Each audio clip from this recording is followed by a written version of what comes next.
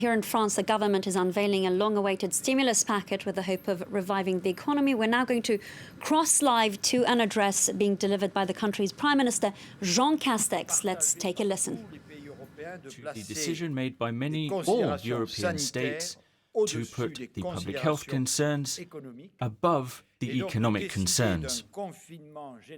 We decided on a general lockdown, which led to public health results, that's undeniable, but the lockdown also led to the lockdown of swathes of our economy and also to historic pressure, probably the strongest economic pressure ever seen since 1922. From the very beginning of the crisis, the government of France, led by Edouard Philippe, my predecessor, reacted immediately to protect jobs and to protect companies. An emergency plan with 470 billion euros in it was immediately rolled out in just a few days.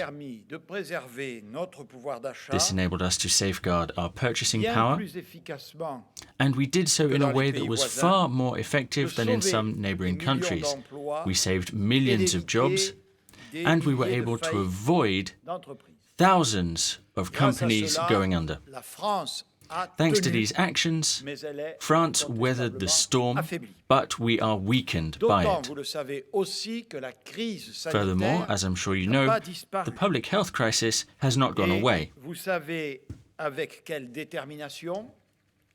You know the determination that we have shown, and alongside French men and women, we are continuing to fight the crisis with mitigation and prevention measures. And once again, I would like to take this opportunity to remind all of our citizens of these measures and to apply them. Our strategy is clear, and I reminded you of this strategy again last week. We must learn to live with the virus by implementing measures that will allow us to do so. This pragmatism is what led us very recently to implement a number of measures to support some sectors of our economy. These are the sectors that still today are heavily affected by the health protocols that are imposed on them, such as live shows, cinemas, and more generally, culture. These sectors will benefit from strong support from the government as announced last week. Also, live events, tourism and sport have been heavily affected, and I will be meeting with representatives from these sectors, I believe, on Saturday. After the necessary safeguarding, now we can start being proactive. That is our plan. This is of never-before-seen scope. 100 billion. That is 4 times higher than the plan that was implemented to face the 2008 crisis.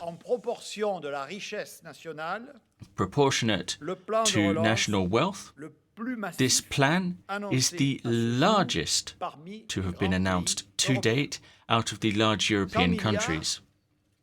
100 billion. 100 billion is the amount of money that our economy needs.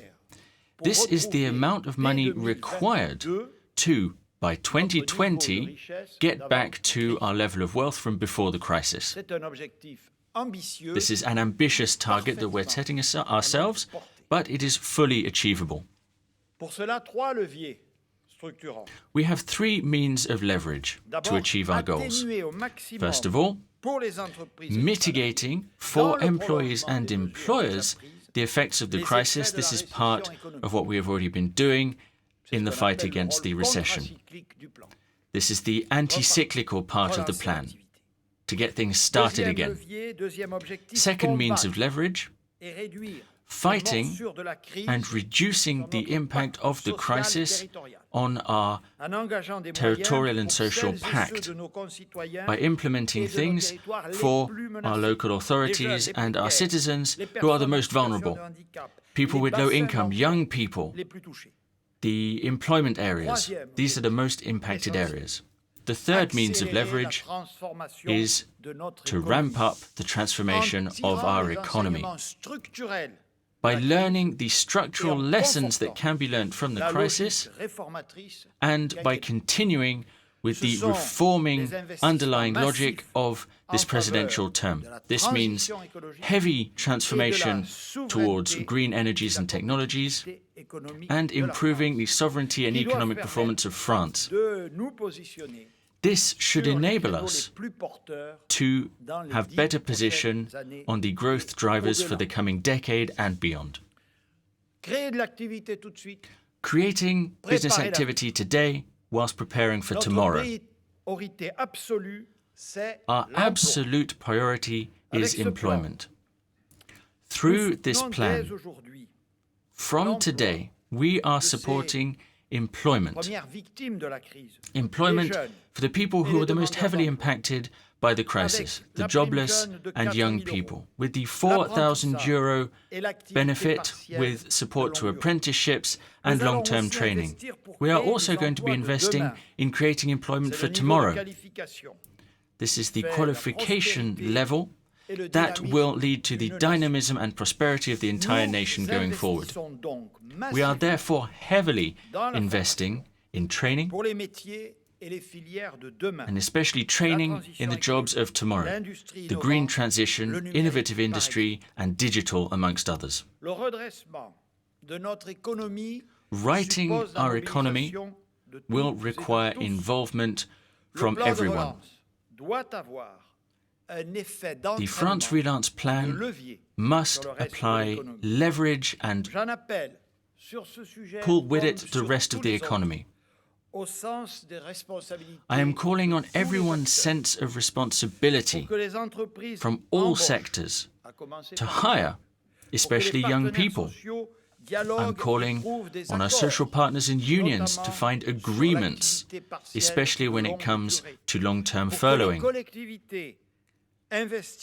This is so that local authorities can invest with the state in a set framework, so that households invest and spend rather than saving. This is required for our success, but this is also a way that we can exponentially strengthen our relaunch plan to go well beyond those €100 billion. This is why, ever since I became Prime Minister, I have been working on promoting dialogue everywhere that is possible, with the unions, with local authorities, with charities, with associations, and with all professional sectors. This is the hallmark of a modern democracy, an active democracy working against a crisis, and this is how we will guarantee our effectiveness in the implementation of these measures. This plan will lead to concrete benefits, noticeable benefits for many people. For the lowest income households, we have supported their purchasing power, especially with the Back to School benefit program, and we will help people train with 300,000 different bespoke training programs so that they can get back to work. I'd like to take this opportunity to remind you that fighting against financial precariousness is part of a constant fight undertaken by this government, and that beyond this plan, you will see effects of this fight in the upcoming budget for next year. For all households that we are supporting in the energy transition, be it to renovate their homes, to change cars, or to find less polluting ways of travelling in cities and elsewhere. To this end, we want as many companies as possible to benefit from this plan. Tax breaks on production, huge tax breaks on production, will be going mainly, 74% of these tax breaks will be going to small and medium-sized companies spread across the country, and these are what give structure to our employment. We will be aiding these companies in becoming more digital. We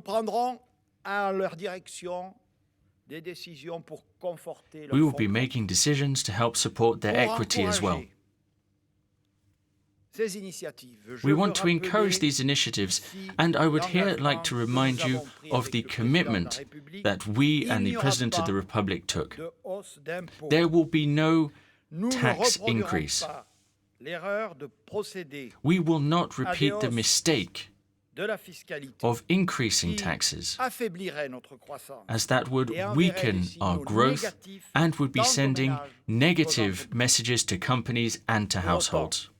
That being said, we will make sure that our public debt remains sustainable. I'd like to remind you here today very clearly that thanks to the historical agreement obtained by the President of the Republic with Chancellor Merkel, we will benefit from a European funding for this plan that will be 40 billion euros. For all projects around France, all of the projects that will be funded by this, Europe will be funding 40% of it. We have also chosen to anchor our bounce back on non-repeating funding. We are expecting quick return on that investment, though, on that non-recurring investment. If we achieve our goals for reactivating business, the impact of the relaunch plan on our debt ratio would be almost entirely offset by 2025.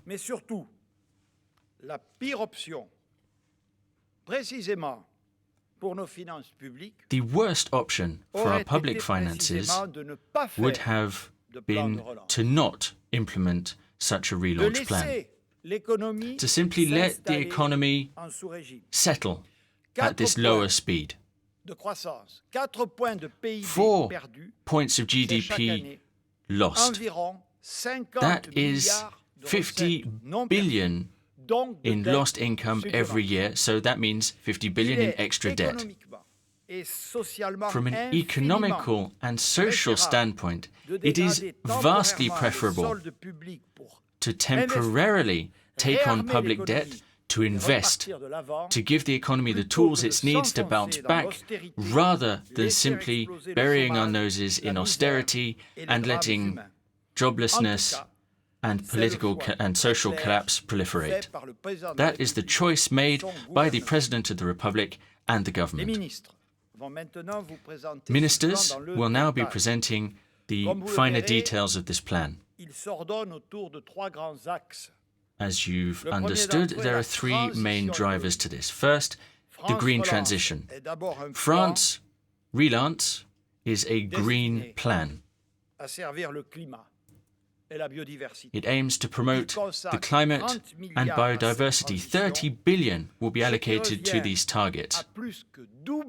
That is more than doubling, ladies and gentlemen, more than doubling over the coming 2 years investment from the state in the environment. Remembering that these investments were already up before the public health crisis. For example, 6.7 billion euros for energy renovation of houses and buildings, 2 billion of which will be in the form of benefits that anyone can access. It's called the Rénov' Prime. We will also be investing 7 billion euros by 2030 to turn France into a cutting-edge country on the use of green hydrogen. Secondly, this is a plan to reactivate industry in France. 35 billion. 2 measures, lowering taxes on production, 20 billion over 2 years, and this will aim to specifically target small and medium-sized companies and to increase competitiveness of our industry. Second example, moving some strategic areas such as healthcare, agri-food, and industry. Thirdly, for 35 billion euros, these 35 billion euros will be targeted at social concerns around the country. This is something that our citizens are expecting of us around the country, especially those people who felt left by the wayside. I've already mentioned employment, long-term partial furloughing that can be deployed at a never-before-seen scale, 7.5 billion euros. Training for young people, 6.5 billion euros. That plan is already available. This is never before seen at this scale. Hiring an apprentice or a part-time worker will never have been as simple and easy and cheap in this country. I would like to call on companies to fully commit to this way of working, and I would like to call on all economic players to get involved in the economic bounce back of our country. Before I wrap up, I would like to invite all of the ministers mainly involved in this project to present the main drivers, starting with our Minister for the Economy and the Economic Bounce Back.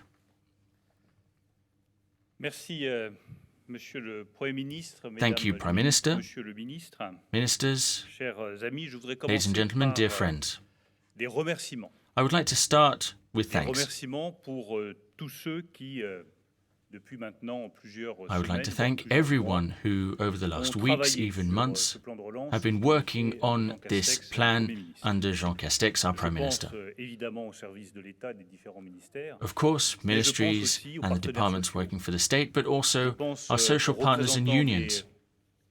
Also, the representatives of our professional sectors, the entrepreneurs, the economists who've worked a lot on these proposals. We have been able to cast a wide net to bring the French people together. As the Prime Minister mentioned, I would like to remind you that from day one of this crisis, from the beginning of March, we have done everything we can for employers and employees, and that we continue and will continue in the coming 2 years to do everything possible for those companies and their employees. That is the fundamental meaning of this plan, and I would like to share with you one of my firmly held beliefs. We are going to achieve our goals.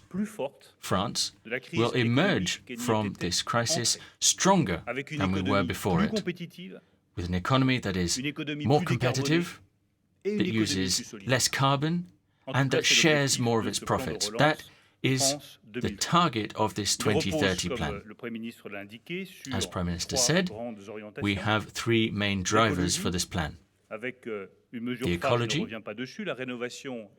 with the green renovating of buildings that we want to see happen as fast as possible for public buildings such as hospitals, schools, middle schools, high schools, universities, but we'd also like to see this in the private sector with the Ma Prime Rénov' benefit that we want to make available to everyone in France and all companies working in construction. We'd also like to take the carbon out of our economy by targeting the companies that produce the most carbon and funding through the state the decarbonation process. We have a plan for trains. We are going to be turning hydrogen into one of the keys of this strategy so that we can be independent, we can be self-sufficient in our production of green hydrogen as other countries are aiming to do, such as Germany. Thirdly, competitiveness. I'd like to remind you that this plan fully fits with the economic policy that ourselves and the President have been implementing since 2017. It's easy to forget because we're going through this crisis, but that policy led to results.